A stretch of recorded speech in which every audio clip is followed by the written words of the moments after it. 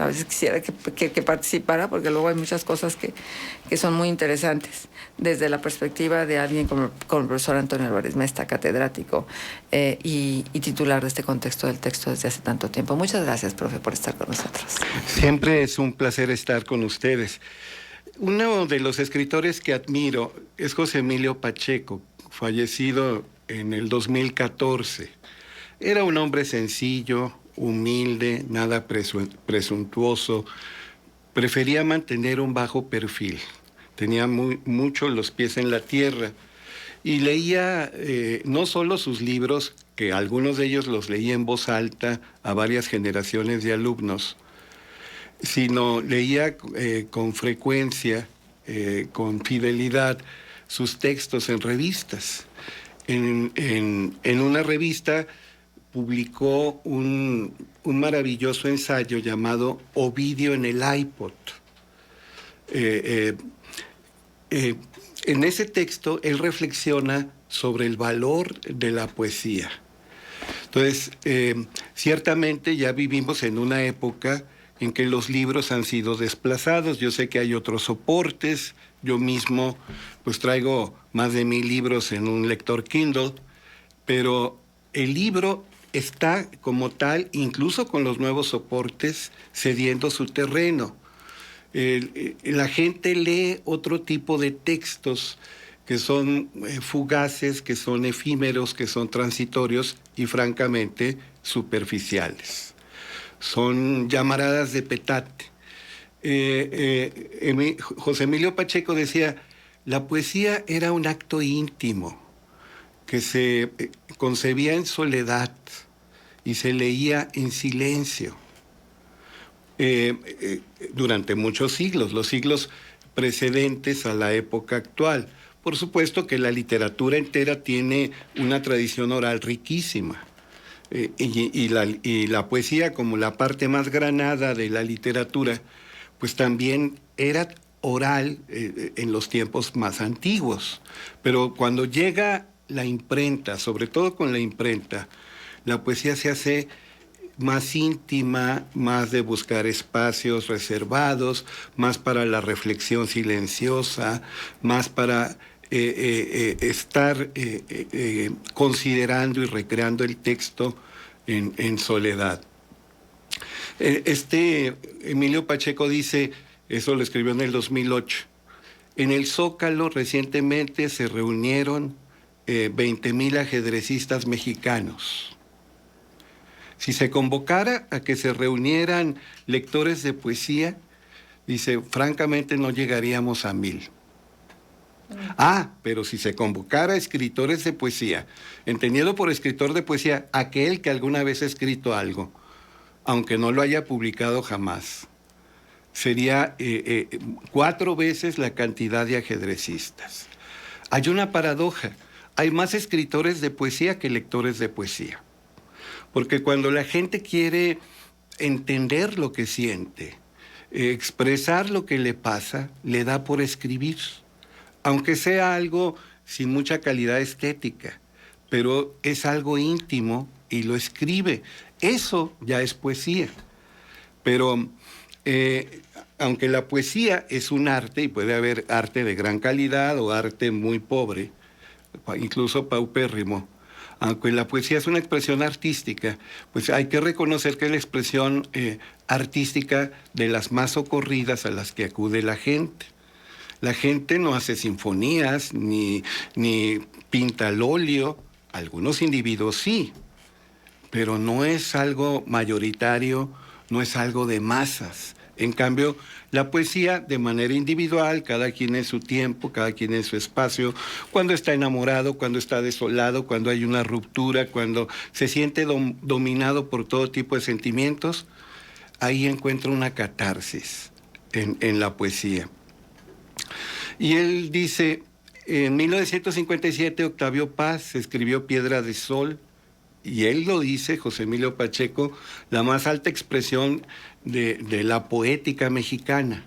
Pero es una tradición que arranca en el siglo XVI en Tlatelolco, cuando Fernando de Alba Iztlizóchitl siguiendo los modelos de Garcilaso de la Vega y de Fray Luis de León, adapta la traducción de los textos de Nezahualcóyotl a la lira italiana. Y a partir de ahí, del siglo XVI, con Fernando de Alba Izlizóchil, pasamos por Sor Juana Inés de la Cruz, llegamos en el siglo XX a los contemporáneos, pasamos por primero el de Muerte sin fin, escrita en 1939, y finalmente en 1957 Piedra de Sol, de Octavio Paz. Entonces es una tradición muy rica. Luego comparte que amigos de él, como Gabriel García Márquez, como Carlos Monsiváis, dicen, la poesía fue derrocada. Y ya a partir de los 60, en México, tiene una presencia marginal, prácticamente que no, es duro de advertir, fue derrocada.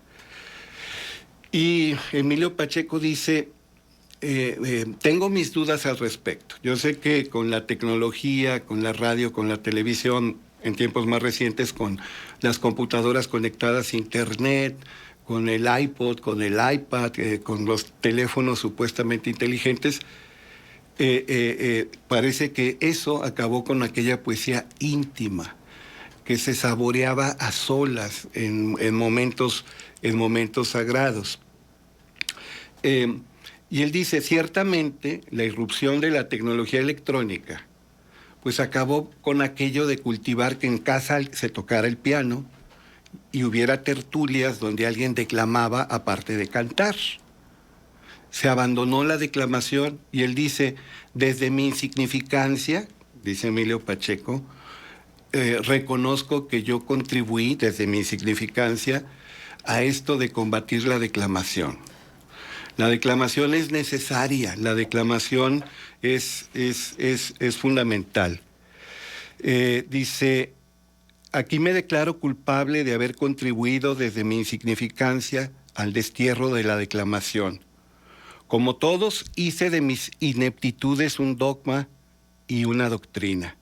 No tuve talento para declamar, por tanto, la juzgué una actividad pomposa y cursi. Pero lo cierto es que la declamación nos enseñaba a hablar y a pronunciar bien.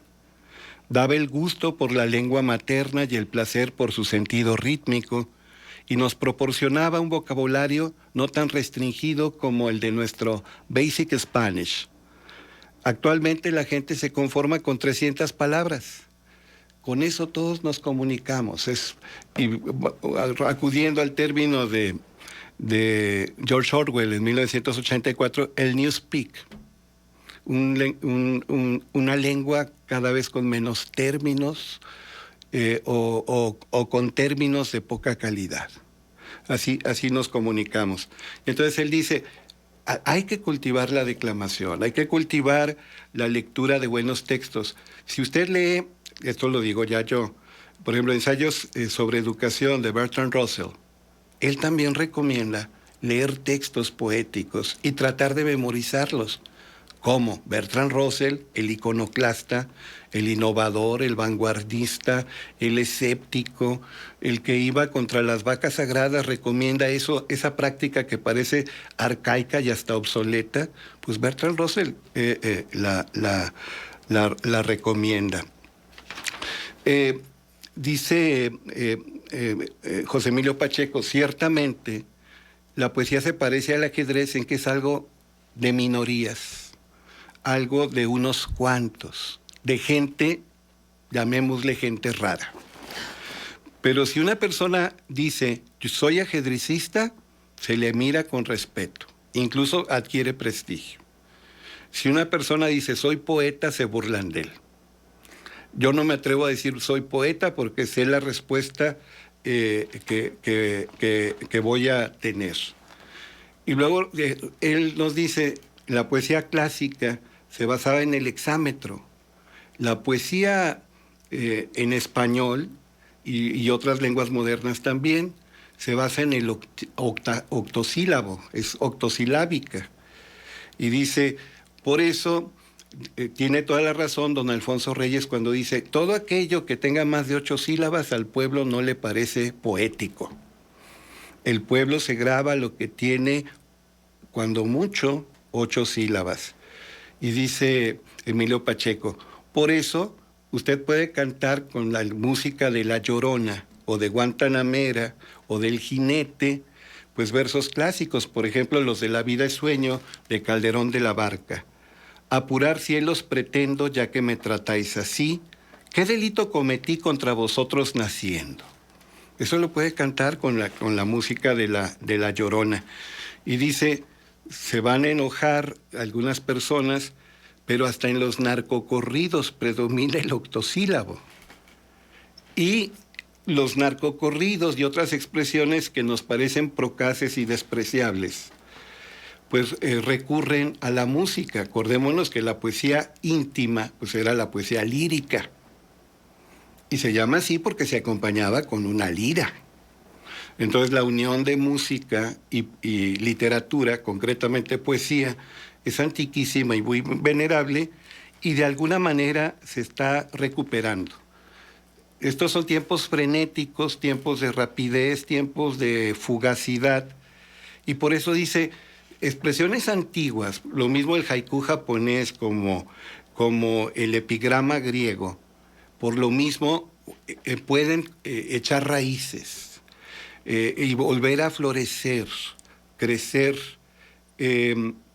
Teognis, un gran poeta de la poesía nómica, Grecia, dice, estupidez humana te conmueven los muertos y no la flor de juventud que pasa. O Kobayashi Isa, en un haiku del siglo XIII, dice, te bañan cuando naces, te bañan cuando mueres, eso es todo. Ahí está la sapiencia, es una perla de sabiduría. Ahora, ciertamente la poesía, aunque también hay poesía festiva, alegre, jubilosa, es minoría frente a la gran producción poética. La poesía es mala conductora de la dicha y el placer, en cambio es un receptáculo privilegiado para la negatividad del mundo. ¿Cuáles son los topoi? Es decir, los lugares comunes de la poesía. La desazón, la ruptura, la soledad, el miedo, el duelo, el luto, la tristeza. Esos son los topoi por antonomasia de la poesía. Entonces, nos convendría volver a buscar la poesía. Yo digo aquí, esto no lo dice ya Emilio Pacheco, que la etimología de poesía es muy ilustrativa. Poiesis significa creación. Poiesis significa origen, significa formación de algo nuevo, significa ir más allá de lo establecido, aportar cosas valiosas. De ahí viene poiesis. Por ejemplo, en medicina, hematopoiesis. En los huesos largos, sobre todo en el fémur, se elabora, por ejemplo, la sangre, la hematopoiesis. O los alquimistas buscaban la crisopoiesis, la fabricación de oro. Entonces, poiesis significa creación. Y termino ahora sí con esto. Bergson decía, hay que darnos cuenta que el hombre es un co-creador del universo. El universo, de hecho, es una máquina de crear creadores. Eso decía Henri Bergson, Premio Nobel de Literatura 1928, gran matemático, gran físico y gran literato. El universo es una máquina de crear creadores. Bueno, pues qué bueno que la creación está. La verdad es que sí, me quedo pensando, creo que tenemos que acercarnos más a la poesía. Yo siempre he dicho que si leyéramos un poema al día seríamos mejores personas. Sí, y en el mismo artículo de Rapaun decía hay que volver a leer a los clásicos. Y Emilio Pacheco dice, con que sea el 1% de la gente que va al fútbol o está pendiente del fútbol, el país evolucionaría. Muy bien. Profesor, Nuestros mejores deseos. Lo mismo digo yo. Y el agradecimiento total y absoluto por su presencia, valiosa presencia en este espacio de contextos. Muy amable. Muchas gracias. Son las 9:06, vamos a la pausa, regresamos. El tema de hoy, final de la administración de Jorge Cermeño. Contextos